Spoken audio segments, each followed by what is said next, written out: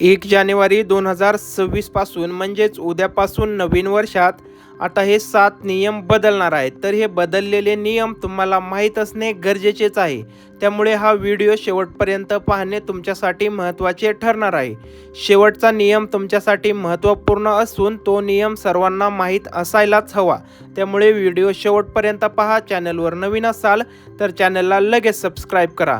तर पहिला आणि महत्त्वपूर्ण नियम असा असणार आहे, नवीन वर्षामध्ये आता सरकारी कर्मचाऱ्यांसाठी खुशखबर आहे.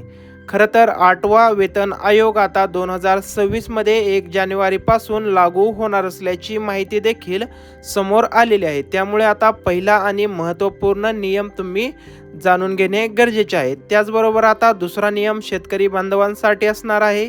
यामध्ये आता PM किसान योजनेसाठी फार्मर ID बंधनकारक केलेले आहे. यामध्ये जर शेतकरी बांधवांनो तुमच्याकडे अद्यापही फार्मर ID नसेल तर तुम्हाला PM किसान योजनेचा हप्ता, त्याचबरोबर नमो शेतकरी योजना आणि इतरही कोणत्याही शासकीय योजनेचा लाभ घेता येणार नाही. त्याचबरोबर अनुदान आणि नुकसान भरपाई मिळवण्यासाठी देखील तुमच्याकडे आता फार्मर ID असणे तितकेच गरजेचे आहे.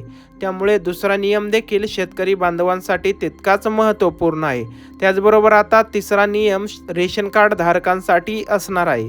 तर हा नियम असा आहे की रेशन कार्डची आता eKYC करणे तुम्हाला अनिवार्य आहे.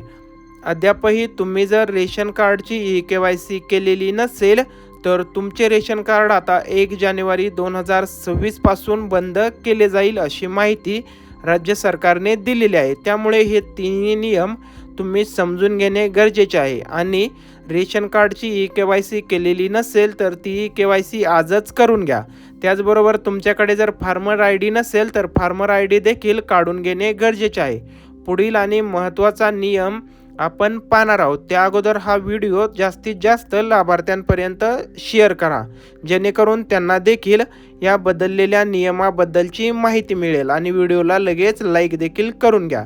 तर पुढील नियम असा आहे की पॅन आणि आधार लिंक असेल तरच तुम्हाला बँकिंग व्यवहार करता येणार आहेत.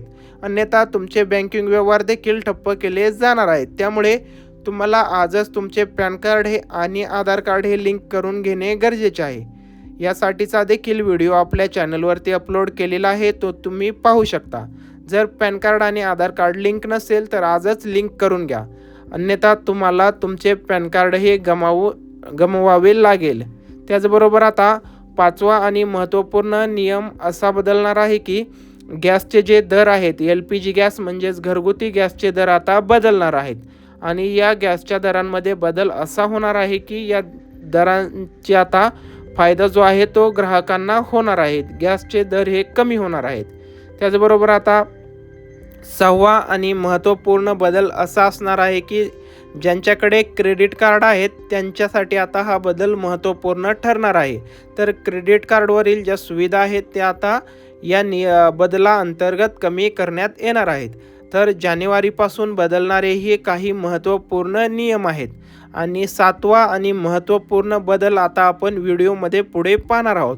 त्यासाठी तुम्ही व्हिडिओला लगेच लाईक करा, चॅनलला सबस्क्राईब करा आणि जास्तीत जास्त तुमच्या मित्रमैत्रिणींपर्यंत आणि नातेवाईकांपर्यंत देखील हा व्हिडिओ शेअर करा. तर आता पुढील आणि 7वा नियम असा असणार आहे की क्रेडिट स्कोअर तुमचा 15 ऐवजी 7 दिवसांमध्ये आता अपडेट होणार आहे. या अगोदर असं व्हायचं की तुमची क्रेडिट हिस्ट्री किंवा जो क्रेडिट स्कोअर आहे तो प्रत्येकी 15 दिवसांनंतरच अपडेट व्हायचा. पण आता यानंतर 1 जानेवारी 2026 पासून हा क्रेडिट स्कोअर 7 दिवसांच्या आत अपडेट होणार आहे. असे हे महत्त्वपूर्ण बदल आपण पाहिलेले आहेत.